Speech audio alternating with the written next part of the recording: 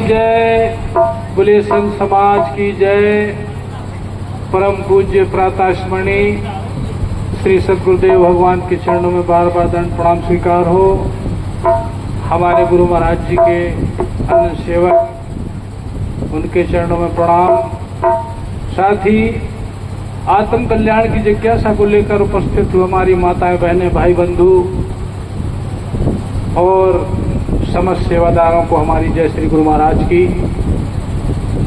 प्रेमी बंधुओं, बहुत कुछ यानी कहो तो कहने को सब कुछ कहा जा चुका है, लेकिन सवाल यह है कि शुरुआत कहां से हो। बहुत कुछ सुना गया, बहुत कुछ समझा है आपने सबने। थोड़ा सा एक समझ आप अपने पास रखें। जैसे हमारे अभिवैद जी ने एक भजन गाया था, प्राण सच्चिदानंदा, और प्राण ही आप हैं। इसलिए प्राण है आप कि आप में एक स्थान से दूसरे स्थान पर जाने की क्षमता है। प्रयाण करने का नाम, जब वो सत्ता प्रयाण करने की क्षमता है तो उसका नाम प्राण है। समस्त प्राणियों का जीवन मूल है, इसलिए उसका नाम प्राण है। वो समस्त प्राणियों का जीवन आधार है, चल अचल जड़ो चेतन सबका आधार है। इसलिए उस ईश्वर का एक नाम प्राण है। परमात्मा के 100 नामों में एक व्याख्या ये भी है, हालांकि व्याख्या में आना उसका मुश्किल है। कैसे कि ये प्राण कहां लगता है। आदमी कहता है हम बैठे यहां हैं, लेकिन हमारो प्राण धरो घर में, या धन में रखा, या खेती में रखा, या जहां से हम 2 दिन के लिए आए हैं बार बार वहां रख जाता है। तो जहां आप चले जाते हैं वहीं है आप। इसलिए इसको व्यापक कहा है, सार्वभौम कहा है, कूटस्थ कहा है। हर जगह है ये, लेकिन हर जगह तो है, लेकिन इसकी शुरुआत कहां से है, जानने की शुरुआत इसकी कहां से है, वो आपसे ही है। आप ही इसको जानता है। न मन जानता है, न शरीर जानता है, न इंद्रियां जानती है, न श्वास जानता है, न मन जानता है, न बुद्धि जानती है। ये सब आपसे चल रहे हैं, इनमें कुछ है नहीं। इसमें आप गए तो ये चेतन है, और आप न जाएं तो आप कहते हैं हमारा मन चला गया। आपने कैसे जाना? आप उसमें साथ में हैं। आप जहां पर पहुंचे आप उसके साथ हो गई। ये इतना संबंध बन चुका है, इसको हमारे महापुरुषों ने कहा है क्या, ये जड़ और चेतन की गांठ है। कहते हैं ये गांठ लग गई, लेकिन है मृखा।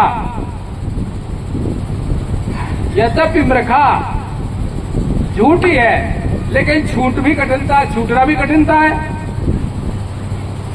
शुरुआत यहां से होनी है। हमारे गुरुमात जी कहते थे कि जब ये शरीर का जन्म हुआ तो मां के नाड़े से शरीर का नाड़ा एक दाई ने काटा। अब एक ऐसी दाई मिले जो जोड़ हमारा यहां से कट के यहां आ चुका है। अब ऐसी दाई मिलेगी यहां से नाड़ा काट कर यहां जोड़ दे। उसी को हमारे महान पुरुषों ने, संतों ने, शास्त्रों में क्या कहा कि वो है तरन तारन, वो है तारनहार, वो है सतगुरु।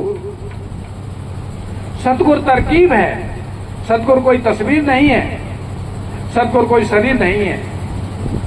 जिस शरीर में ऐसी बेहू व्यापक आत्मा का प्रकटीकरण होता है, आत्मा सब में है और सब में आई है, लेकिन फिर भी विचित्रता है। शरीरों में विचित्रता तो है ही, लेकिन आत्मा में भी विचित्रता बन गई। किसके कारण? कि सब शरीर 5 भौतिक बने हुए हैं। आया कौन इसमें? चेतन। यहां तक तो समानता है, लेकिन जब ये इसका संपर्क शरीर से होता है तो विभिन्नता चालू हो जाती है। मन अलग, शरीर अलग, तस्वीर अलग, बनावट अलग, मन अलग, बुद्धि अलग, ये सब अलग अलग है। अब इसमें एक क्या है, तो सुने सुने हम क्या कहते हैं, ईश्वर एक है। लेकिन कब एक है, किसके लिए एक हुआ? जिन्होंने एकत्व में प्राप्त, एकत्व किया, जिन्होंने उसमें एकता बनाई, उन्होंने कह दिया ईश्वर एक है। और हम आप कहते हैं ईश्वर एक और अनेक यहां पर है। तो हमने झूठ बोला कि नहीं बोला? उन्होंने कहा साहब झूठ कहां बोला, ईश्वर तो एक है ही। लेकिन हमारे द्वारा ये झूठ बोला गया और इसका पश्चाताप तभी ब्रह्मात्मा विवेकानंद जी ने कहा है कि जिसे अपनी आत्मा का बोध नहीं हुआ, यदि वो कहता है आत्मा है तो वो झूठा है। ये है झूठ। अब यहां पर हम इस पैमाने से हम अपने को आप परखें। एक गोस्वामी जी की सब कुछ, एक गोस्वामी की एक बात सब लोग कह देते हैं कि वही है वही जो राम रच, वही है वही जो राम रच रखा। किसने कहा ये? एक ऐसे महापुरुष ने कहा है जिस महापुरुष को 25 साल तक पैर में फोड़ा था और उस महापुरुष ने उसकी दवा नहीं कराई। वही है वही जो राम रच रखा। उस महापुरुष ने उस फोड़े की 25 साल तक दवा नहीं कराई और रास्ते से जा रहे थे तो जाते जाते एक जड़ी बूटी बोल पड़ी कि गोसाई जी हमें उखाड़ के लगा लो, तुम्हारा फोड़ा ठीक हो जाएगा। तो उन्होंने कहा अब तक तुम कहां थी? जब इसके फोड़े का सही होने का समय आया आप बोल पड़ी। उस महापुरुष ने जिसके पास पल्ले दर्जे की प्रतीक्षा थी कि है कष्ट, लेकिन बयान नहीं किया और कहा नहीं और उसके लिए दवा नहीं की, उस महापुरुष का कथन है ये कि वही है वही जो राम रच। हम अपने एक काम के लिए, अपनी एक इच्छा पूर्ति के लिए एड़ी से चोटी तक का जोर लगाते हैं और कहते हैं राम रच राखा हो गया। ऐसा नहीं। हमारे महापुरुष ने यही कहा है कि वही बोलो जहां तक तुम खड़े हो, अन्यथा तुम्हारी वाणी का जो झूठ बाहर गया उसके तुम पापी बन जाओगे। हमारे महाराज जी ने बिल्कुल कहलवाया ये बात कि जितना तुम है तुम में उतने ही खाओगे। तो हमारे महान पुरुष ने जो बड़ी बड़ी साखी कबीर साहब की है, जिस महापुरुष ने 42 साल एक जगह साधना की और 12 साल एक जगह साधना की, 54 साल की साधना उस महापुरुष ने कहा है कि एक कई साखी ज्ञान की जो निर्वारी जाए, ब्रह्म सत्य जग झूठ है, पच पच मरे बलाए। उस महापुरुष ने एक बिल्कुल एक लकीर खड़ी कर दी कि केवल यही निवारण कर लो तुम कि ब्रह्म सत्य है और जगत झूठ है। इसके आगे बढ़ो, मत बढ़ो फिर। ये निवारण अपने में होना चाहिए कि ब्रह्म सत्य और जगत झूठ है। अब ये निवारण कैसे हो? तब जिन महापुरुष ने जो मार्ग पकड़ा, महापुरुष पंथा, महापुरुष जिस रास्ते गए, उन्होंने क्या कहा कि मुनिजन, जितने मुनिजन हैं जिसमें एक मत है क्या? जिस रास्ते में मुनि सब एक मत है, किस रास्ते में? जो महापुरुषों का पंथ था। कौन सा पंथ? पंथ वही जा मैं मुई पावे। वो पंथ है जिसमें मेरे को पा जाए। मेरे को मतलब गीता में महाराज श्री कृष्ण अर्जुन से कहते हैं कि तू मेरे को यदि देखना चाहता है तो अपने में देख। वहां बिल्कुल उन्होंने ये कहा ना, अर्जुन ने कहा कि महाराज मैं आपकी इस मोहिनी मूरत, बंसरी वाली, पोर पंख वाली, इसका ध्यान मैं करना चाहता हूं। तो महाराज कृष्ण ने कहा था नहीं नहीं, ये पंचभौतिक मूर्ति है, इसका तुम्हें बिल्कुल ध्यान नहीं करना है। ये मेरा सख्त आदेश है, मेरे तुम उस स्वरूप का ध्यान करो जो तुम्हारे अंदर है। हमारे योगेश्वर महापुरुष कृष्ण कह गए ये बात। अब एक थोड़ी सी बात, एक नजीर समझना है कि जो गुरु या जो पंथ या जिस पंथ का मालिक कहता है मेरी तस्वीर अपने गले में लटका लो, इसका ध्यान करो, तो अब मिला लो कृष्ण महाराज के बकौल वचन से कि कृष्ण महाराज का संदेश क्या है। आज के महापुरुष क्या संदेश देते हैं कि ये तस्वीर ले जाओ, इसकी आरती करो, इसको पूजो। तो बताइए उनके रास्ते से हम हट गए ना, और अपने हमें गुरु महाराज जी के रास्ते से हट गए, जिनको हम पंथ कहते हैं। हम कहते हैं परमहंस अद्वैत मत, ये स्वामी अद्वैतानंद जी का मत था। उन्होंने महाराज भवानी सिंह राजा, जयपुर के राजा, राजमाता से कहा था। राजमाता को लोगों ने कहा कि महाराज को आने में बहुत कष्ट होता है, ये टेरी से आते हैं, तब पाकिस्तान वगैरह सब एक था। उन्होंने कहा महाराज से प्रार्थना कर लो थोड़ा कि उनके लिए थोड़ी सी कुटिया बनवा दे। ये बात बहुत डरते डरते महाराज भवानी सिंह ने स्वामी अद्वैता जी से कहा कि महाराज जी, आप यहाँ आते थे, आपके रुकने में बड़ा कष्ट होता है, हम चाहते हैं कि आपके लिए एक अच्छी कुटिया बनवा दें। तो महाराज ने क्या कहा, सुनो राजन, अगर तुम चाहते हो कि मैं जयपुर आऊं, आता रहूं, तो ये हमेशा के लिए संकल्प छोड़ देना। आज वही मत क्या कर रहा है, आज वही मत केवल आश्रम बनाना अपना उद्देश्य समझ चुका है। तो बताइए अब हम जयकारे किसके लगाएं? तो केवल ऐसे रोटियां मिल सकती है, उनका मत दूर हो जाएगा हमसे। क्यों कि हमारे गुरु महाराज जी ने साहब कहा था कि हमारे महाराज जी का कोई पंथ नहीं था और ना कोई कबीला था, ना कोई समिति थी, ना कोई मठ था।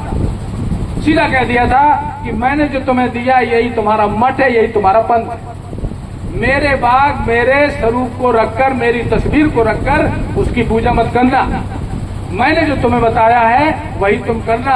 और उन्हें साफ संदेश दिया था कि संस्था का संस्थापक कामिल आमिल होता है, लेकिन उसके बाद पंथी भटक जाते हैं। तो उन्हें दिखता था कि मेरे बाद मेरे पंथी जरूर भटकेंगे। ये संदेश है उनका, सनातन संदेश है, और ये सनातन संदेश है, ये सनातन संदेश यही राम ने दिया। भाई महापुरुष जिस वक्त होते हैं उस वक्त ही हम उनसे सब कुछ ले सकते हैं, इसके बाद तस्वीर से कुछ ले नहीं सकते। सिर्फ भावना होती है, और भावना भड़का भड़का भड़का करके सिर्फ अपना स्वार्थ तो सिद्ध हो सकता है, लेकिन भक्ति की छींट नहीं लग सकती। क्यों कि कम से कम हमें तो अपना उनका वचन याद रखना चाहिए। उनकी जन्मभूमि है, उनका एक बात यही कि इस घेरे की बात हमें याद है, कितने निर्लेप और कितने निर्दयी। और समझ लेना ये सब जो मैंने निकाला है उसकी बात क्या है। यहीं पड़े थे पीपल के नीचे स्वामी जी, और आषाढ़ भादों का महीना था, आषाढ़ सावन भादों का महीना था। मक्का बिल्कुल ऐसी बताते हैं, खेतों में ऐसी आंधी सी चलती थी। लोगों ने आकर के उनके पास बैठ के कहा, देखो मक्का कितनी बढ़िया है, मक्का कितनी बढ़िया है, मक्का कितनी बढ़िया है। स्वामी जी सुनते रहे। काऊ ने कहते अब भगवान दे है, काय नहीं दे है। वो तो बोले देखो बाकी मर्जी साहब न दे। लोगों ने कहा अरे महाराज हमने मेहनत करी, कैसे नहीं दे भगवान? अरे हो सकता उसकी मर्जी हो न दे। इतनी बात होगी, महाराज जी हम लोग चले गए। उस साल इस गांव के पुराने अगर हो तो साक्षी हो सकता है, उस साल इस ग्राम, इस बस्ती की मक्का में एक में भी भुट्टा में दाना नहीं आया। हो सकता कोई बूढ़ा पुराना हो यहाँ पर। उस साल इस गांव के मक्के में एक भुट्टे में एक भी दाना नहीं आया। लोग जब किसी को भुट्टा देने जाए तो उसके ढकना न निकालते, ऐसी धरे उसको हरी रे हरी बढ़िया। जब कोई ढकना फाड़े एक भी दाना नहीं। यहाँ पर लोगों ने कहा कि देखो भैया उनसे न दो मत। तो अब ना तो उन्हें गांव के भाइयों का सोच था, ना किसी की जनता का सोच था। मतलब एक कड़क शब्द था कि कुदरत देख लो, कुदरत क्या है। और वो कहते थे कि आदमी जाने क्या, कुदरत चारपाई पे परी परी सब कुछ करती है। तो कुदरत क्या है? शब्द सब कोई कह लेता, कुदरत समाज, कुदरत जानती। कुदरत है क्या? कुदरत हमारे सामने खड़ी है, हमारे पास वो आंख नहीं है ना उस कुदरत तक को देखने की। अभी किसी भैया ने कहा था कि अगर हम दूसरी छिट्टी पे चलेंगे तो उतना ही दिखेगा। एक 5वीं सीढ़ी पर हमारा कुदरत खड़ी हुई है, हम दूसरी सीढ़ी से कुदरत कैसे जान पाएंगे? और चले गुरु के पास कुदरत ही जानने के लिए। मेरा ये कहने का मतलब नहीं है कि आप रुके वहां पे ना, आप अपने गुरु के पास गए थे, काहे के लिए गए थे? जीव से ब्रह्म का बनने के लिए गए थे। एक बार की बात है, नगली साहब में ये आत्म पूर्णानंद जो बाहर बना हुआ है, अनामी आश्रम, अगर कोई गया तो जानता होगा। अनामी आश्रम के महात्मा औरैया के थे, ठाकुर घर का शरीर था, बहुत धकड़ महात्मा थे। वो उस समय बीमार थे। हम बिटपाल दास और एक महात्मा थे सकौती के नहीं, खतौली के, जो मुजफ्फरनगर जिले की तहसील है, खतौली के महात्मा थे, जाट थे। वो भी हमारे सामने साथ हो गए और उन्होंने श्री महाराज जी से ज्ञान दालूपुर में लिया था। वो हमारे मिल गए, हम तीनों लोग दंगली गए, चलने लगे 2 दिन वापस बाद। तो हमने कहा भाई जिन महात्माओं के आप खालसे में हम रुके थे, कम से कम उनकी तो सेवा कर लें। तो हम तीनों लोग ऊपर गए सीढ़ियां चढ़ के। वो महात्मा जी बोले कि देखो भैया हमारे पास जेब में पैसा नहीं है। तो हमने कोई बात नहीं महात्मा जी, ये पैसे ले लो और आप सेवा उनकी कर देते। हम तीनों ने जाके उन्हें भेंट दी और जैसे ही वो इस भेष में महात्मा थे खतौली के, उन्हें भेंट दी तो वो महात्मा जी बोले कि और मैं महात्माओं से दक्षिणा नहीं लेता हूं, और हमसे ले ली गई। तो उस महात्मा ने कहा कि आपने इनको क्या समझा? हमारे दोनों की तरफ इशारा करके कहा कि आपने इनको क्या समझा, ये महात्मा नहीं क्या? तो वो बीमार थे, डायलिसिस पे थे, उनका उठ के बैठ गए। उन्होंने कहा ये लोग कहाँ से आए? तो हमने कहा साहब हम इटावा दरबार से आए। अरे बोले इटावा वालों की क्या कहना, वहां तो कोई लाल पहनता है, कोई नीचे सफेद पहनता है, कोई ऊपर लाल पहनता है, कोई पीला पहनता है, कोई दाढ़ी रखाता है, कोई काले पहनता है, और वहां तो एक महात्मा ब्रह्म बना घूमता है। ये हमारे महाराज जी के लिए बात आई। तो हमने कहा महाराज जी क्षमा करें, जब कोई शिष्य गुरु के पास जाता है तो क्या बनने के लिए जाता है महाराज, बताओ आप? ब्रह्म ही के लिए जाता है।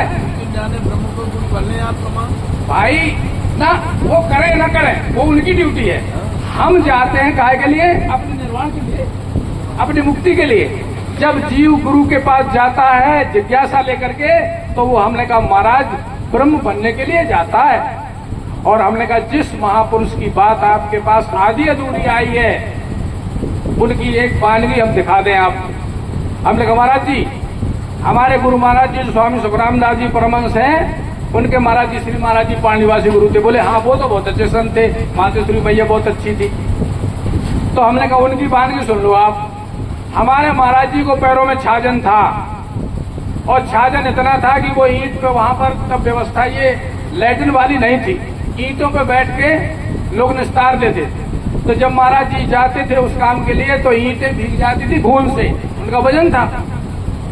और सुबह महाराज जी ने कहा कि लला ये दोनों बछड़ा बिजौली के बाजार में बेचे आओ। इटावा से बिजौली का फासला है 20-22 किलोमीटर। महाराज जी ने दंड प्रणाम किया, दोनों बछड़े खोले और पैदल लेके चल दिए बिजौली। इसके बाद जब कहा दद्दा कहाँ गए, तो लोगों ने कहा कि वो महाराज जी बछड़ा बेचन गए वे। तो महाराज जी का आदेश हुआ। तब लोगों ने कहा महाराज जी उनके पैरों में तो इतनी तकलीफ थी कि उनके तो पैरों से खून निकल जाता था और ईंटें भीग जाती थी। तो महाराज जी दिन भर बैठ लिए, पश्चाताप करते रहे महाराज जी पाणिवासी। क्या अब जब दिन भर बेचैनी से घूमे और बछड़ा नहीं बेचे, फिर वापस आए 44-45 किलोमीटर उसी अवस्था में पैदल आए।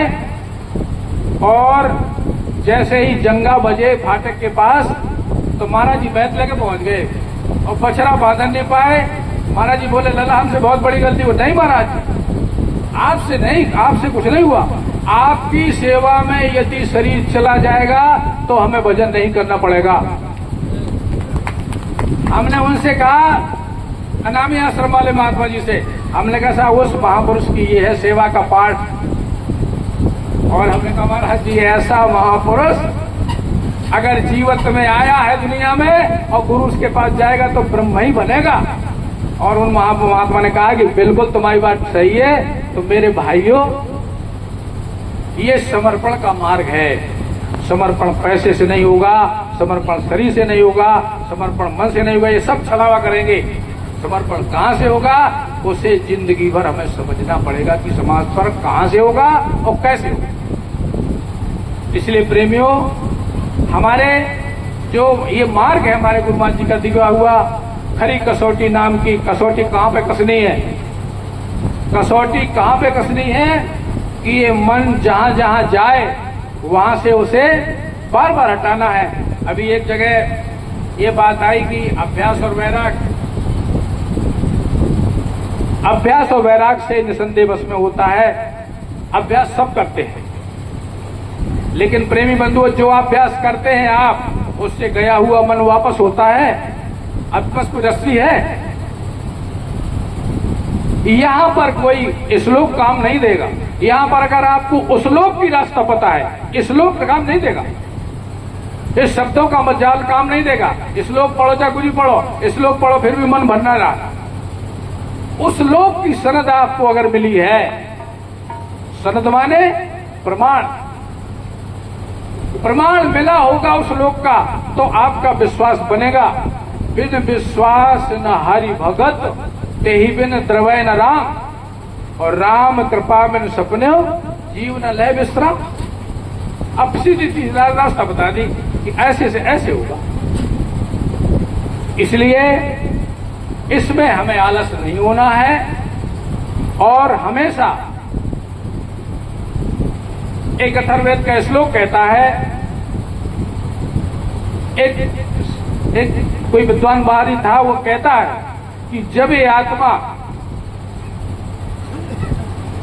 यूनिवर्स यानी अपने सार्वभौम स्वरूप की यात्रा की तरफ जाती है तो ये आत्मा परमात्मा है, और जब यही आत्मा संसार की तरफ वापस होती है तो यही जीवात्मा है। यही इतना मन का क्षेत्र है। मन पलटना, अपने को पलटने का नाम मन को अमन करना है, खत्म होना है। आप अगर उस पलट गए, भाई इस दशा में आप देख रहे हैं, और अगर इस दशा से आप इस दशा में आ गए और चित्त भी साथ आ गया, तो ये लकीर मिटनी चाहिए ना, इस तरफ वाली। हमारे महाराज जी कहते थे कि हमने तो आंखें बंद करी, हमारी दुनिया गोल, और हम आंखें बंद करते दुनिया चराचर चलती है। इसलिए इस बात को समझना है कि हमारी आंखें बंद होते ही हम कैसे बंद हो।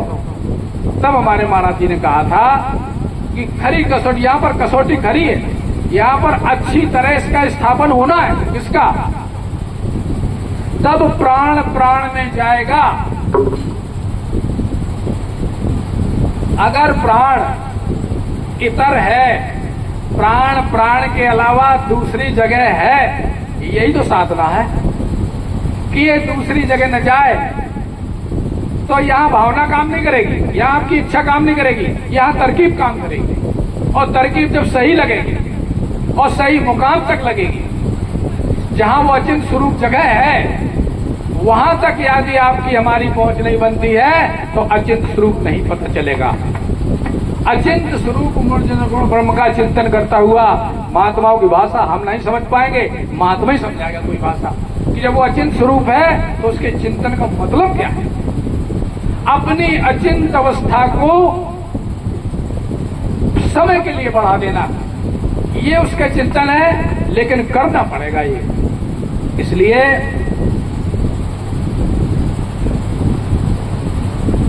समय हमें जो मिला, हमें उसी समय में अपना काम पूरा करना है।